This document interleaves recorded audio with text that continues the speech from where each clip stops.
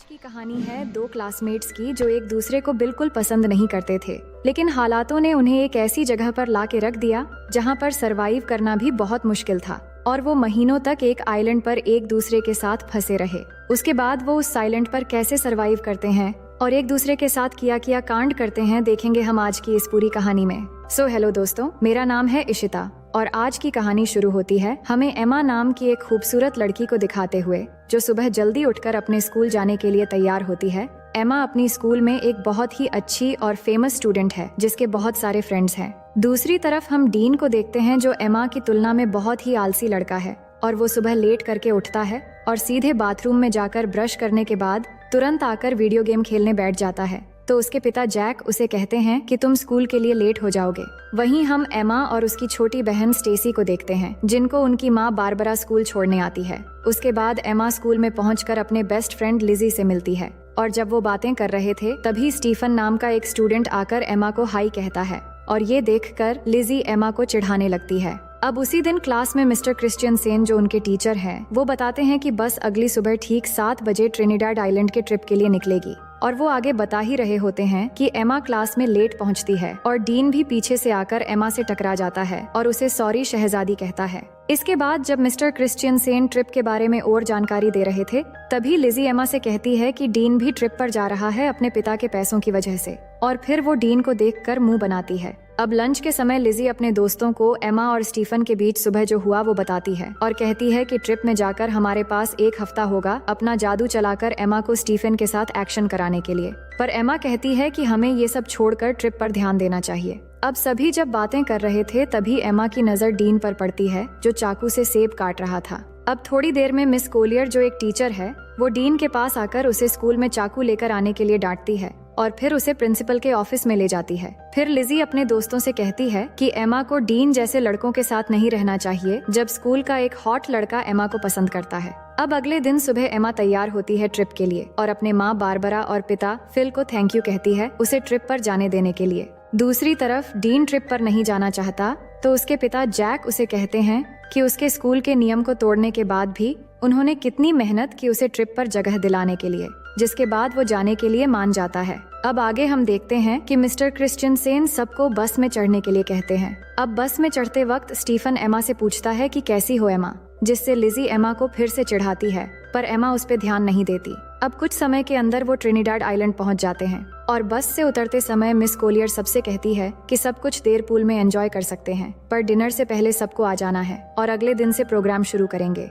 अब कुछ देर बाद एमा और उसके सभी दोस्त पूल में जाते हैं जहां एमा स्टीफन से मिलती है और सब एक साथ पूल में मस्ती करने लगते हैं, लेकिन डीन बिल्कुल अकेला बैल्कनी से ये सब देख रहा होता है। अब उसी शाम एमा की एक फ्रेंड लिजी और एमा को आकर बताती है कि स्टीफन ने उन्हें पार्टी पे बुलाया है जो यहाँ के एक लोकल बोट में हो रही है, लेकिन एमा ये सुन के मना कर देती है पर उसके दोस्त जिद करके उसे मना लेते हैं। उसके बाद वो पार्टी के लिए बोट पर चले आते हैं और वहाँ पहुँचने के बाद एमा हेलन को पार्टी में ढूंढने लगती है पर तभी वो देखती है कि स्टीफन किसी और लड़की को किस कर रहा है और ये देख के एमा वहाँ से जाने लगती है और वही साइड से ये सब डीन भी देख रहा होता है। तभी वो एमा से कहता है कि तुम्हारा बॉयफ्रेंड तो मजा कर रहा है, तो वो डीन से कहती हैं कि तुम्हें इन सब से कोई मतलब नहीं होना चाहिए। अब अचानक वहाँ पुलिस आ जाती है क्योंकि पुलिस को पता चल गया था कि यहाँ स्टूडेंट पार्टी में ड्रग्स ले रहे हैं और सबको बोट के सामने की तरफ आने को कहते हैं। तभी अचानक पैर फिसलकर एमा पानी में गिर जाती है और उसे गिरते हुए डीन देख लेता है तो वो भी उसे बचाने के लिए पानी में कूद जाता है और फिर उसे बचाकर एक छोटी बोट में ले जाता है। अब उस बोट की रस्सी बड़े बोट से जुड़ी हुई थी तो डीन उस रस्सी को काट देता है और एमा के पूछने पर वो कहता है कि मुझे पुलिस के झंझट में नहीं पड़ना है, पुलिस के जाने के बाद हम बड़े बोट तक पहुंच जाएंगे।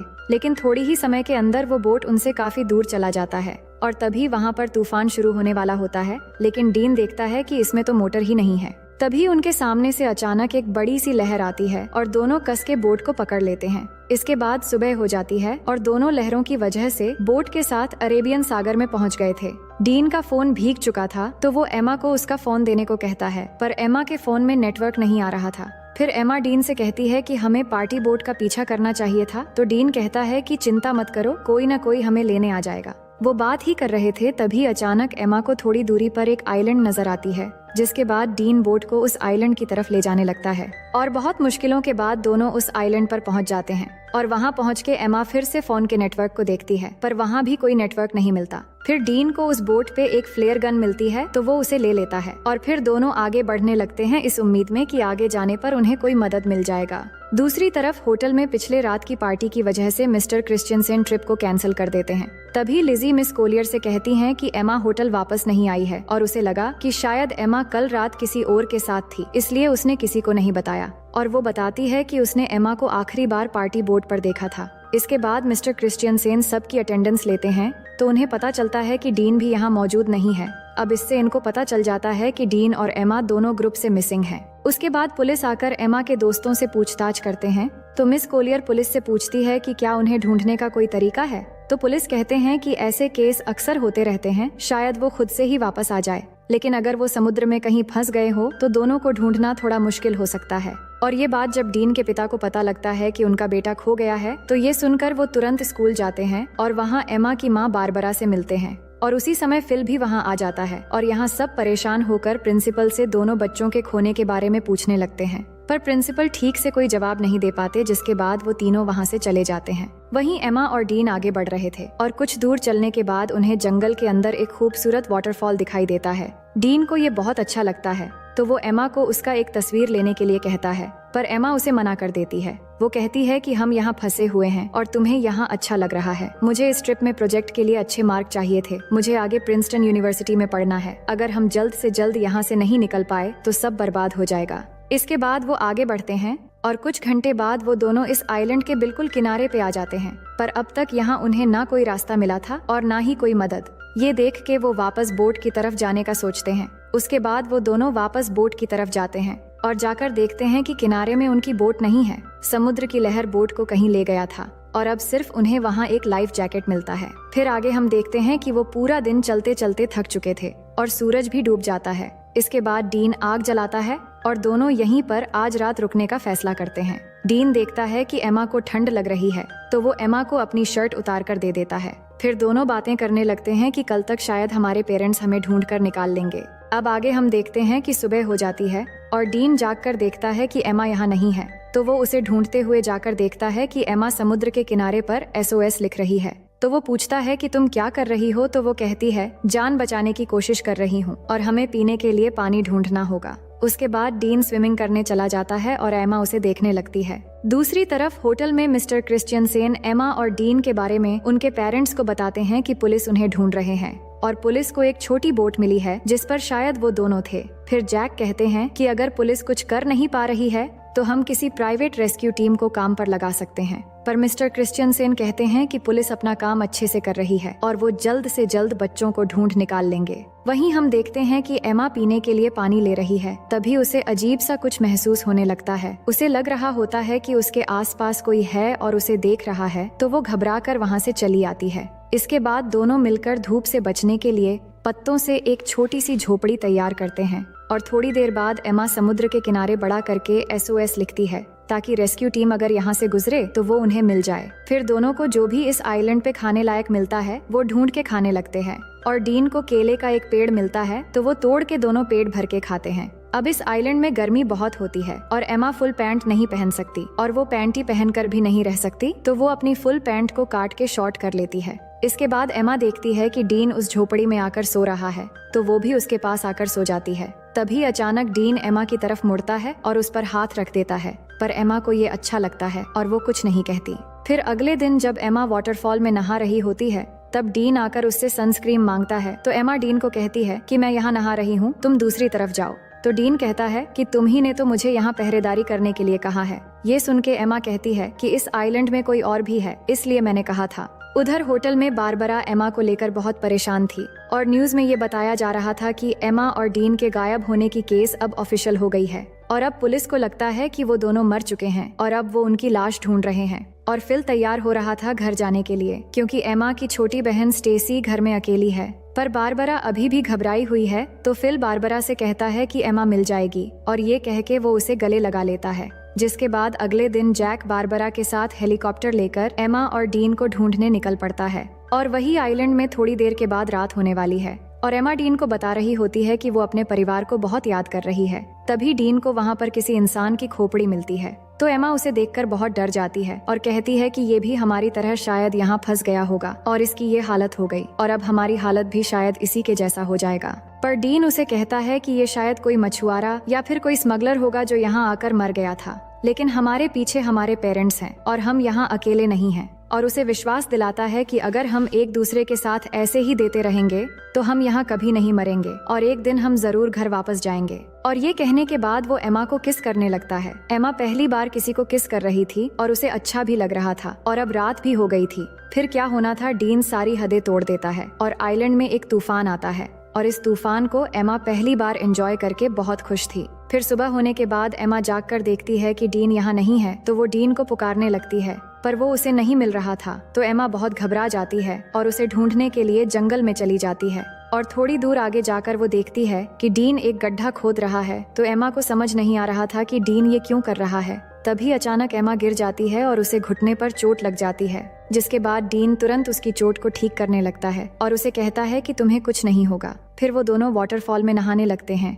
और यहाँ डीन एमा को बताता है कि उसकी माँ एक कार एक्सीडेंट में मर गई थी और एमा उसकी बातों को अच्छे से सुनने लगती है। फिर थोड़ी देर बाद वहाँ बारिश होने लगती है और डीन उसमें मस्ती करने लगता है और एमा उसे देखकर खुश हो रही होती है, जिसके बाद दोनों बारिश में डांस करने लगते हैं और डीन एमा की बालों में एक फूल लगा देता है। अब एमा डीन से कहती है कि मुझे फिर से तूफान के मजे लेने हैं। फिर डीन एक बार फिर से तूफान लाने की तैयारी शुरू कर देता है। वहीं अब न्यूज में बताया जाता है कि एमा और डीन के लापता होने की 1 महीना गुजर चुका है और पुलिस को लगता है वो अब जिंदा नहीं रहे, इसलिए पुलिस ने उन्हें ऑफिशियली ढूंढना बंद कर दिया है। पर एमा के दोस्त को अभी भी लग रहा है कि एमा और डीन अभी भी जिंदा है और बारबरा को भी वैसा ही लगता है और वो जैक के साथ हेलीकॉप्टर लेके अपनी बेटी एमा को ढूंढने फिर से चली जाती है और उन दोनों को अच्छे से ढूंढने के लिए सबको पर्ची बांट रहे होते हैं, जिन पे एमा और डीन के बारे में जानकारी दी हुई थी। ये सब कुछ करने के बाद जैक बारबरा से कहता है कि उन्होंने सब करके देख लिया, पर फिर भी एमा और डीन नहीं मिल रहे हैं। अब शायद घर वापस लौट जाना चाहिए। ये सुनकर बारबरा उदास हो जाती है और घर चली जाती है। दूसरी तरफ डीन एमा को हरी रोशनी के बारे में बता रहा होता है, जिसके बारे में उसकी माँ ने उसे बताया था और वो बताता है कि वो रोशनी सूरज के डूबते समय दिखती है, पर डीन ने उस रोशनी को आज तक कभी नहीं देखा है। अब यहाँ उन्हें कुछ और हफ्ते बीत जाते हैं और दोनों आइलैंड के खूबसूरत एनवायरनमेंट के मजे लेने लगते हैं। वो समुद्र में नहाते हैं और बहुत मजे करते हैं और ऐसे ही वो एक दूसरे के बहुत करीब आ जाते हैं और जब भी उनका मन करता है तो वो तूफान और भूकंप के मजे लेते रहते थे। अब ये सब कुछ होने के बाद एमा डीन से पूछती है कि तुमने पहली बार कैसे किया था और वो कौन थी। तो डीन बताता है कि जब मैं स्कूल में था तब मेरा एक दोस्त थी जो मुझसे उम्र में बड़ी थी। अब डीन जानता था कि एमा की ये सब कुछ पहली बार थी, तो वो पूछता है तुम्हें कैसा लगा। तो वो बताती है कि अच्छा था, लेकिन तूफान की वजह से गलत जगहों पर रेत चली गई। इसके बाद एमा कहती है कि मुझे और एक्सपीरियंस करनी है, तो डीन कहता है कि ठीक है। अब आगे हम देखते हैं कि दोनों जंगल में जाते हैं कुछ फल लाने के लिए और डीन थोड़ी आगे जाकर फल तोड़ने लगता है। तभी अचानक उन्हें एक प्लेन की आवाज सुनाई देती है, तो दोनों खुली जगह की तरफ भागने लगते हैं और डीन जल्दी से आकर उस प्लेन को सिग्नल देने के लिए एमा की बैग में फ्लेयर गन ढूंढने लगता है, पर उसे वो नहीं मिलती। लेकिन तब तक वो प्लेन उनसे बहुत दूर चली जाती है। फिर एमा फिर से उस फ्लेयर गन को ढूंढने लगती है, पर उसे भी नहीं मिलती। तो एमा को लगता है कि उस आइलैंड पर कोई और भी है जो उनके चीजें चुरा रहा है। फिर आगे हम देखते हैं कि कुछ दिन और बीत गए हैं, पर उनके ऊपर से अब तक सिर्फ एक ही प्लेन गुजरा है और कोई भी उन्हें बचाने नहीं आया है। दोनों झोपड़ी में बैठ के बात करने लगते हैं कि उन्हें अब घर वापस जाने की उम्मीद छोड़ देनी चाहिए और यहाँ जंगल में पूरी तरह एक दूसरे के साथ बिताने का फैसला कर लेना चाहिए। तभी अचानक डीन को किसी जानवर की आवाज आती है, तो डीन जंगल में जाता है उस जानवर को ढूंढने के लिए। तो एमा को डीन की चिंता होने लगती है, तो वो भी उसके पीछे चली जाती है और वही डीन जैसे ही थोड़ा आगे जाकर देखता है तो वहाँ एक ब्लैक पैंथर होता है, जिसे देखते ही वो भागने लगता है और भागते भागते काफी दूर जाने के बाद वो अचानक जमीन पे गिर जाता है। और एमा भागती हुई जब डीन के पास पहुँचती है तो वो देखती है कि डीन के पास खून से लथपथ एक चाकू है और उसने एक ब्लैक पैंथर को मार दिया है। फिर आगे हम देखते हैं कि एमा और डीन के सभी दोस्त और पेरेंट्स उनके बिना ही अपनी जिंदगी की शुरुआत कर लेते हैं और यहाँ एमा और डीन ने भी आइलैंड पर जीना सीख लिया है और इधर ही अपनी जिंदगी गुजारने का फैसला कर लिया है, क्योंकि उन्हें जो उम्मीद थी कि उन्हें कोई बचाने आएगा वो भी अब खत्म हो चुकी थी। उन्होंने शिकार करना भी सीख लिया है और यहाँ पर झोपड़ी बनाकर रहते हैं और सभी उम्मीदें छोड़कर खुशी से एक दूसरे के साथ देते हुए दिन गुजारने लगते हैं। फिर एक दिन एमा उल्टियां करने लगती है।